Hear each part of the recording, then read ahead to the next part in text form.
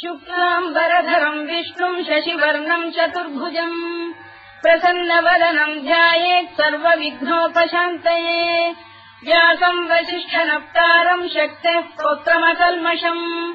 पराशरात्मजम् वन्दे शुकतातम् तपोनिधिम् व्यासाय विष्णुरूपाय व्यासरूपाय विष्णवे नमो वै ब्रह्मनिधये वासिष्ठाय नमो नमः अविकाराय शुद्धाय नित्याय परमात्मने सदैकरूपरूपाय विष्णवे सर्वजिष्णवे यस्य स्मरणमात्रेण जन्म संसारबन्धनात् विमुच्यते नमस्तस्मै विष्णवे प्रभविष्णवे ॐ नमो विष्णवे प्रभविष्णवे श्रीवैशम्पायन उवाच श्रुत्वा धर्मानशेषेण पावनानि च सर्वशः युधिष्ठिरः शान्तनवम् पुनरेवाभ्यभाषत युधिष्ठिर उवाच किमेकम् दैवतम् लोके किम् वाप्येकम् परायणम् स्तुवन्तः कङ्कमर्चन्तः प्राप्नुयुर्मानवा शुभम् को धर्मः सर्वधर्माणाम् भवतः परमो मतः किम् जपन्मुच्यते जन्तुर्जन्म संसारबन्धनात् श्रीभीष्म उवाच जगत्प्रभुम् देवदेवमनन्तम् पुरुषोत्तमम् स्तुवन्नाम सहस्रेण पुरुषस्तततोत्थितः तमेव चार्चयन् नित्यम् भक्त्या पुरुषमव्ययम् ध्यायम् स्तुवन् नमस्यम् च यजमानस्तमेव च अनादिनिधनम् विष्णुम् सर्वलोकमहेश्वरम् लोकाध्यक्षम् स्तुवन् नित्यम् सर्वदुःखातिगो भवेत् ब्रह्मण्यम् सर्वधर्मज्ञम् लोकानाम् कीर्तिवर्धनम् लोकनाथम् महद्भूतम् सर्वभूतभवोद्भवम् एष मे सर्वधर्माणाम् धर्मोऽधिकतमो मतः यद्भक्त्या पुण्डरीकाक्षम् स्तवैरच्चेन्नरः सदा परमम् यो महत्तेजः परमम् यो महत्तपः परमम् यो महद्ब्रह्म परमम् यः परायणम् पवित्राणाम् पवित्रम् यो मङ्गलानाम् च मङ्गलम् दैवतम् देवतानाम् च भूतानाम् यो व्ययक्तिदा यतः सर्वाणि भूतानि भवन्त्यादियुगागमे यस्मिंश्च प्रलयम् यान्ति पुनरेव युगक्षये तस्य लोकप्रधानस्य जगन्नाथस्य भूपते विष्णोर्नाम सहस्रम् मे शृणु पापभयापहम् यानि नामानि गौणानि विख्यातानि महात्मनः ऋषिभिः परिगीतानि तानि वक्ष्यामि भूतये ऋषिर्नाम्नाम् सहस्रस्य वेदव्यासो महामुनिः छन्दोऽनुष्टुप् तथा देवो भगवान् देवकीसुतः अमृतांशुद्भवो बीजम् शक्तिर्देवकीनन्दनः त्रिसामाहृदयम् तस्य शान्त्यर्थे विनियुज्यते विष्णुम् जिष्णुम् महाविष्णुम् प्रभविष्णुम् महेश्वरम् अनेकरूपदैत्यान्तम् नमामि पुरुषोत्तमम् अस्य श्रीविष्णोर्दिव्यसहस्रनामस्तोत्रमहामन्त्रस्य श्रीवेदव्यासो भगवान् ऋषिः अनुष्टुप्छन्दः श्रीमहाविष्णुः परमात्मा श्रीमन्नारायणो देवता अमृतांशोद्भवो भानुरिति बीजम् देवकीनन्दन श्रेष्ठेति शक्तिः उद्भवः क्षोभणो देव इति परमो मन्त्रः धर इत्यस्त्रम् रथाङ्गपाणिरक्षोभ्य इति नेत्रम् त्रिसामासामजः सामेति कवचम् आनन्दम् परब्रह्मेति योनिः ऋतुः सुदर्शनकाल इति दिग्बन्धः श्रीविश्वरूप इति ध्यानम् श्रीमहाविष्णुप्रीत्यर्थे सहस्रनाम जपे विनियोगः ध्यानम् क्षीरोदङ्गप्रदेशे शुचिमणिविलसत्सैकते मौक्तिकानाम् मालासुप्तासनस्थस्फटिकमणिनिभैर्मौक्तिकैर्मण्डिताङ्गः शुभ्रैरभ्रैरदभ्रैरुपरि विरचितैर्मुक्तपीयूषवर्षैः आनन्दीनः पुनीयादरिनरिन गदा शङ्खपाणिर्मुकुन्दः भूः पादौ यस्य नाभिर्विहरसुरनिलश्चन्द्रसूर्यौ च नेत्रे कर्णावाशा शिरोद्यौर्मुखमपि दहनो यस्य वास्तेयमब्धिः अन्तस्थम् यस्य विश्वम् सुरनरखगो भोगि गन्धर्वदैत्यैः चित्तम् रम्यते तम् त्रिभुवन वपुषम् विष्णुमीशम् नमामि। ॐ नमो भगवते वासुदेवाय। शान्ताकारम् भुजगशयनम् पद्मनाभम् सुरेशम् विश्वाधारम् गगनसदृशम् मेघवर्णम् शुभाङ्गम् लक्ष्मीकान्तम् कमलनयनम् योगिहृध्यानगम्यम् वन्दे विष्णुम् भवभयहरम् सर्वलोकैकनाथम्। मेघश्यामम् पीतकौशेयवासम् श्रीवत्साङ्कम् कौस्तुभोद्भासिताङ्गम् पुण्योपेतम् पुण्डरीकायताक्षम् विष्णुम् वन्दे सर्वलोकैकनाथम्। नमः समस्तभूतानामादिभूताय भूभृते अनेकरूपरूपाय विष्णवे प्रभविष्णवे सशङ्खचक्रम् सकिरीटकुण्डलम् सपीतवस्त्रम् सरसीरुभेक्षणम् सहारवक्षस्थलशोभिकौस्तुभम् नमामि विष्णुम् शिरसा चतुर्भुजम्। छायायाम् पारिजातस्य हेमसिंहासनोपरि आसीनमम्बुदश्याममायताक्षमलङ्कृतम् चन्द्राननम् चतुर्बाहुम् श्रीवत्साङ्कितवक्षसम् रुक्मिणी सत्यभामाभ्याम् सहितम् कृष्णमाश्रये।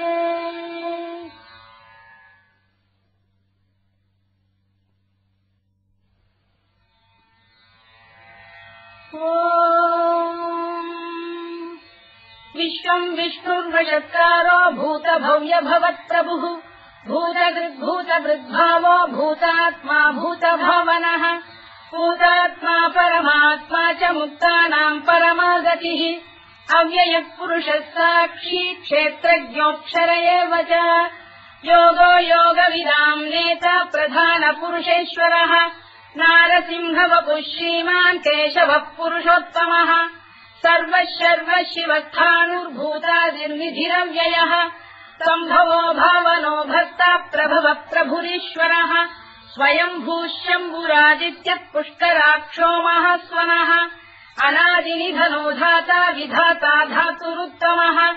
अप्रमेयो ऋषिकेशः पद्मनाभोऽमरप्रभुः विश्वकर्मा मनुस्पष्टा स्थविष्ठस्थविरो ध्रुवः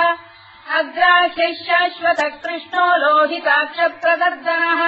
प्रभूतस्त्रिककुब्धाम पवित्रम् मङ्गलम् परम् ईशानप्राणदप्राणो ज्येष्ठः श्रेष्ठः प्रजापतिः हिरण्यगर्भो भूगर्भो माधवो मधुसूदनः ईश्वरो विक्रमी धन्वी मेधावी विक्रमक्रमः अनुत्तमो दुराधर्षः कृतज्ञः कृतिरात्मवान् सुरेशः शरणम् शर्म विश्वरेता प्रजाभवः अधः संवत्सरो व्यालप्रत्ययः सर्वदर्शनः अजः सर्वेश्वरः सिद्धः सिद्धिः सर्वादिरच्युतः वृषाकपिरमेयात्मा सर्वयोगविनिसृतः वसुर्वसुमनः सत्यः समात्मा संविदः समः अमोघः पुण्डरीकाक्षो वृषकर्मा वृषाकृतिः रुद्रो बहुशिरा बभ्रुर्विश्वयोनिः शुचिश्रवाः अमृतः शाश्वतस्थाणुर्वरारोहो महातपाः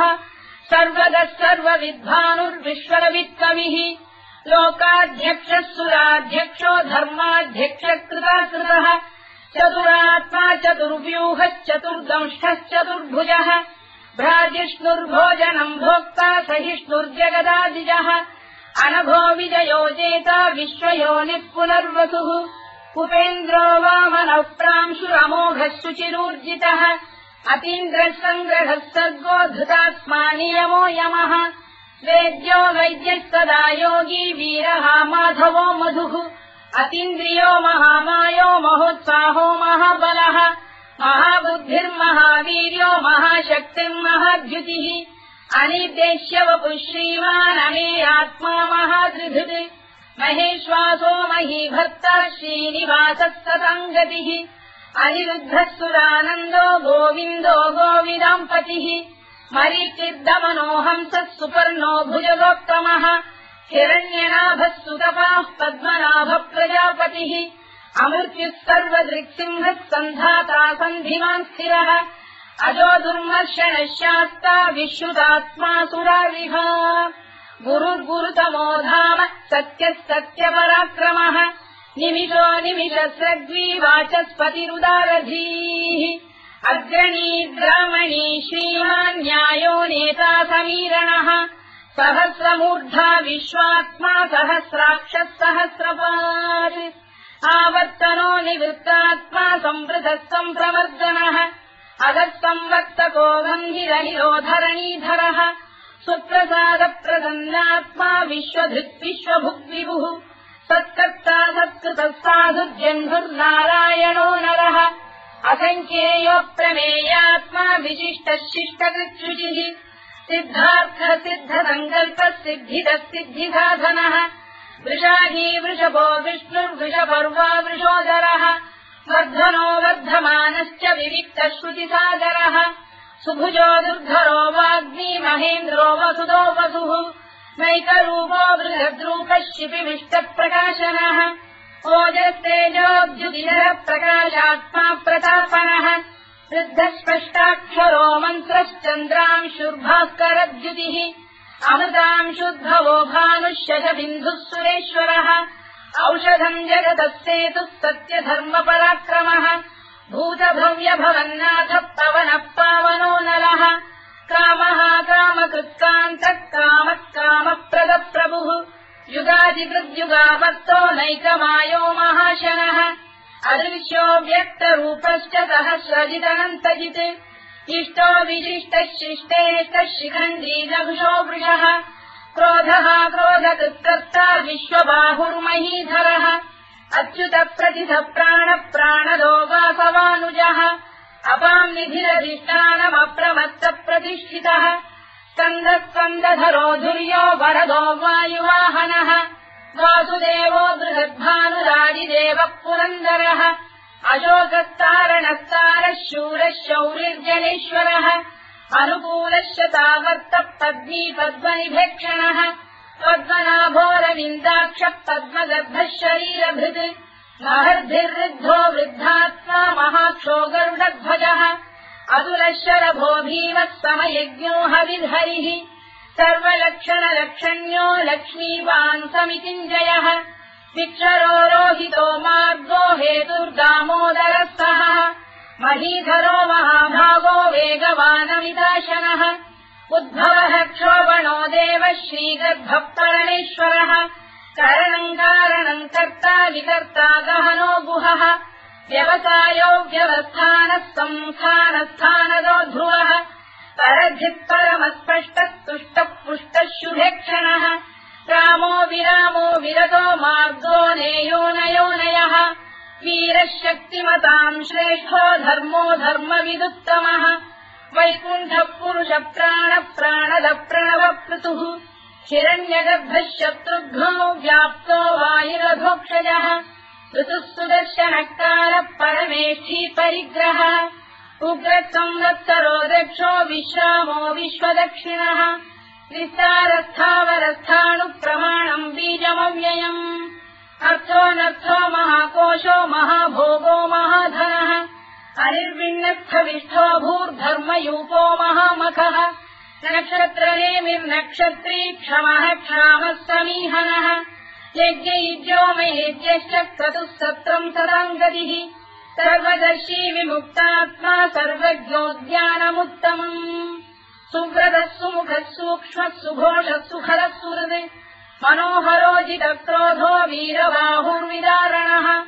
स्वापनः स्ववशो व्यापी नैकात्मानैककर्मकृत् वत्सरो वत्सलो वत्सी रत्नगर्भोधनेश्वरः धर्मकुद्धर्मकृद्धर्मी सदसक्षरमक्षरम् अविज्ञाता सहस्रांशुर्विधाता कृतलक्षणः गभस्तिरे विस्तप्तस्तः सिंहो भूतमहेश्वरः आदिदेवो महादेवो देवेशो देवभृद्गुरुः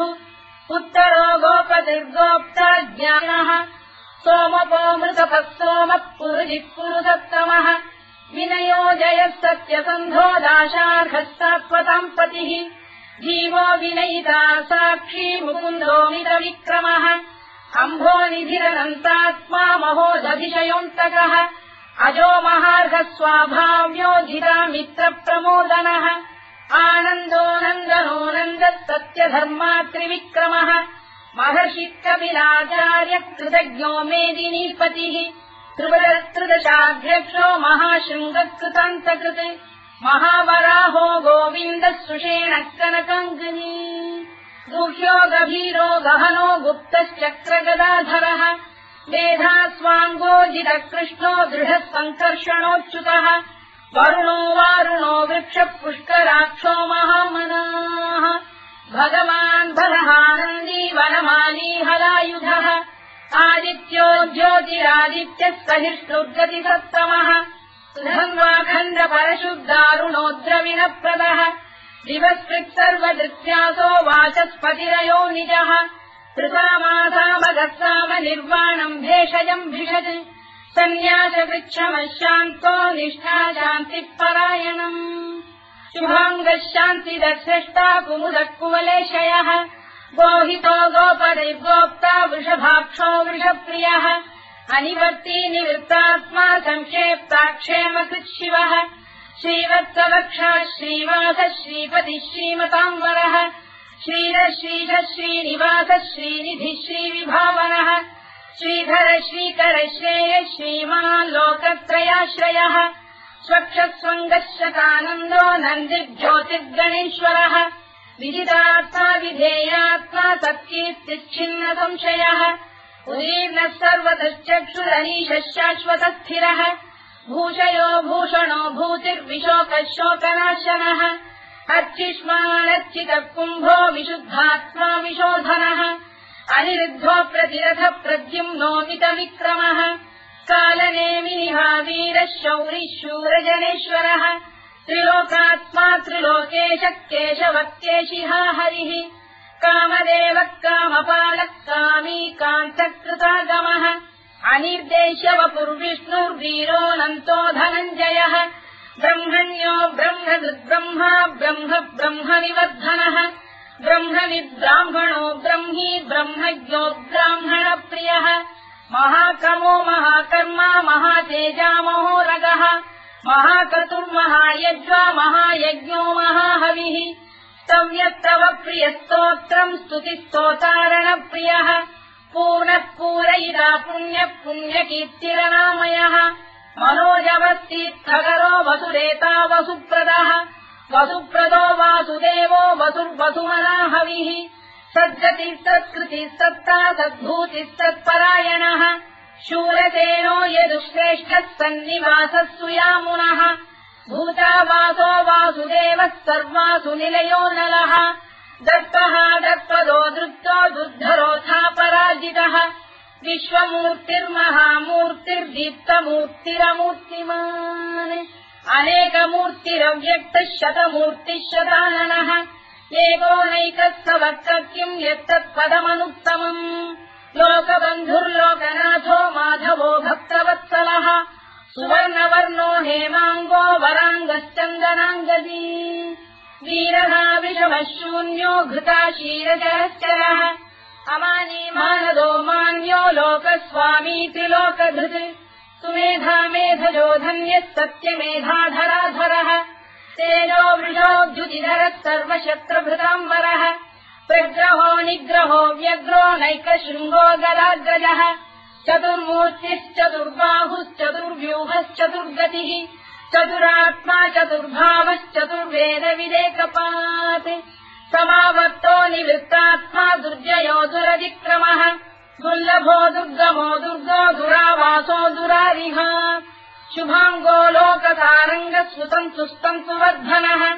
इन्द्रकर्मा महाकर्मा कृतकर्मा कृतागमः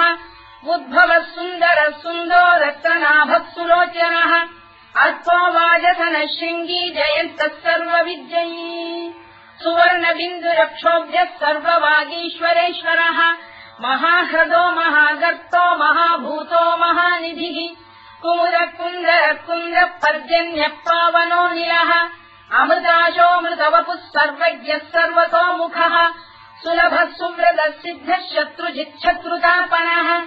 न्यग्रोधोदुम्बरोश्चक्षाणूरान्ध्रैषूदनः सहस्रार्चिः सप्तजिह्वः सप्तैधा सप्तवाहनः अमूर्तिरनघोचिन्त्यो भयगृद्भयनाशनः अणुबृहत्कृशस्थूलो गुणधृन्निर्गुणो महान् अधृतस्वधृतस्वास्य प्राग्वंशो वंशवर्धनः भारभृत्कथितो योगी योगीशः सर्वकामदः आश्रमश्रवणः क्षामः सुपर्णो वायुवाहनः धनुर्धरो धनुर्वेदो दण्डो दमयिता दमः अपराजितः सर्वसहो नियन्ता नियमो यमः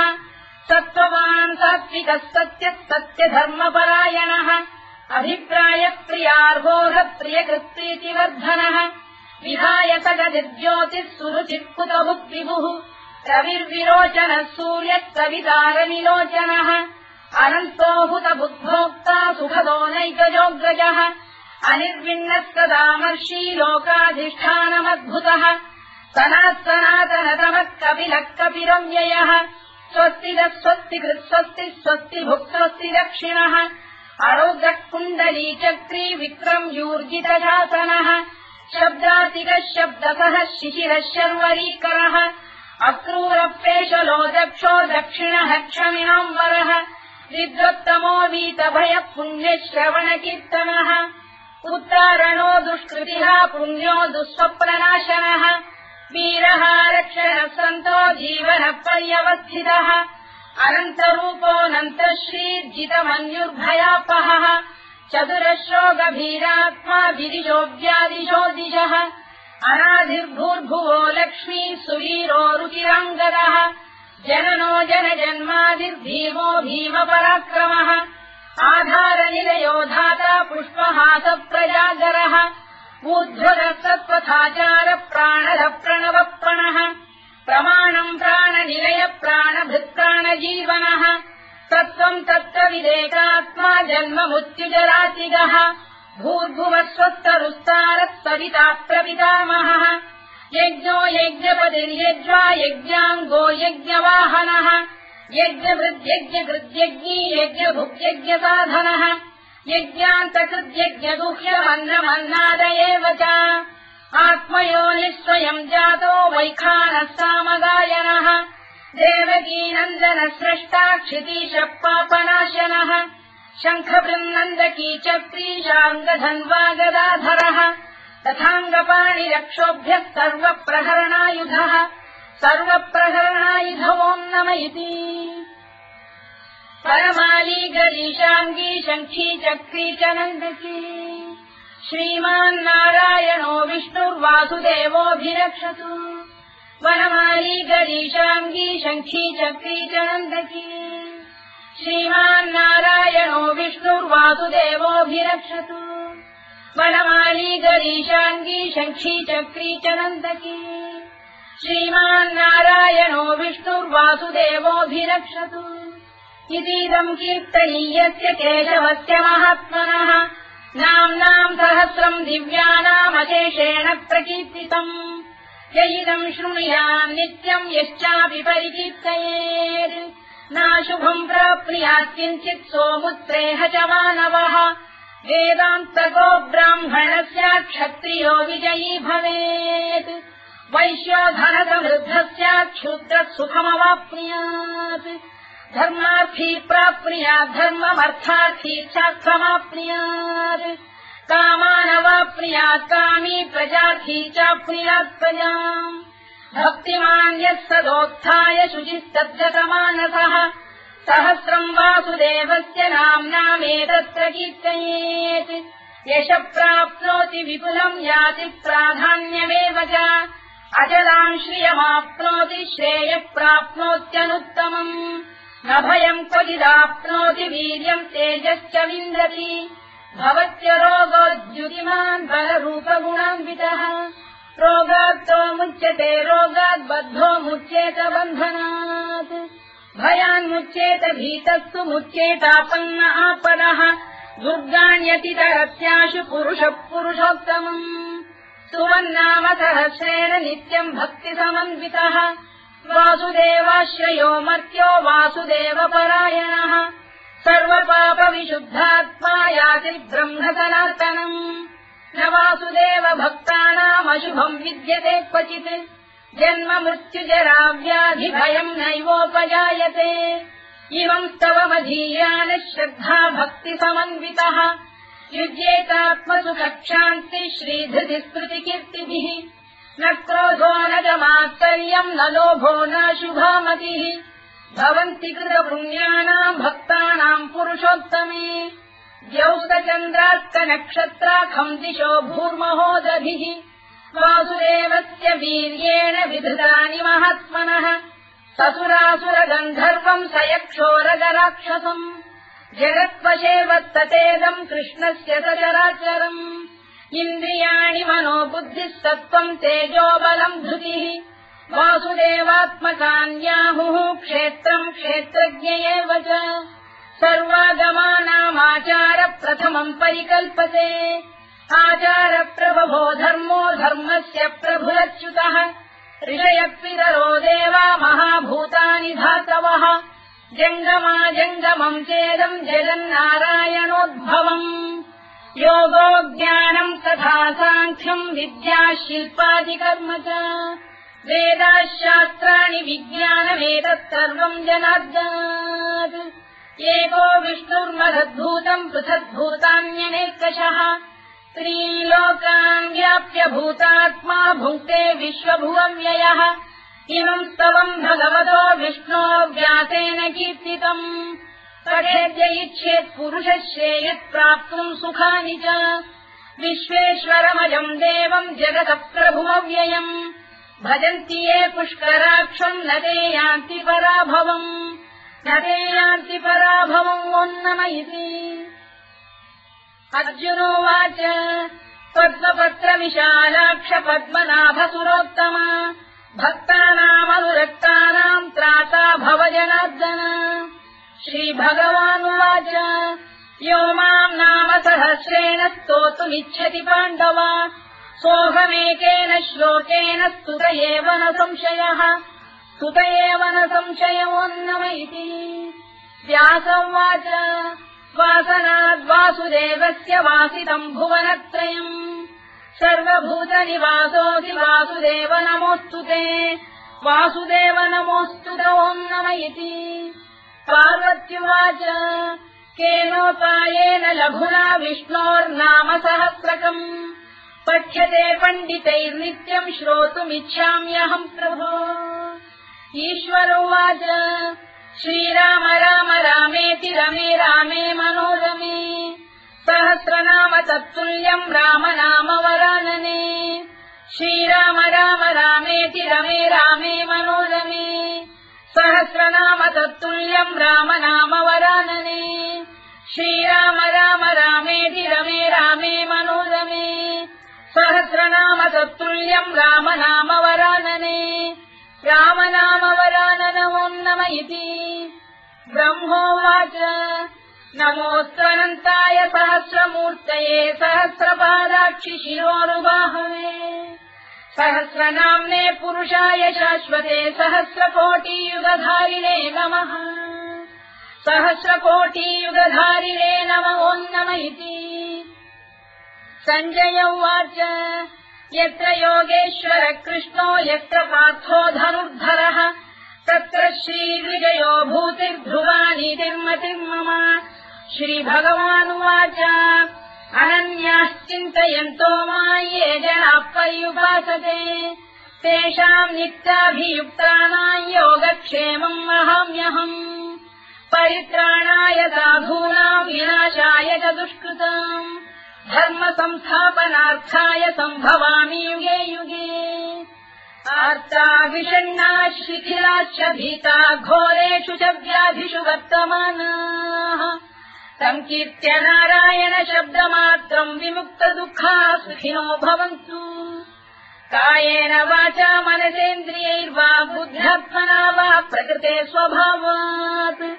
करोमि यद्यत् सकलम् परस्मै नारायणायेति समर्पयामि।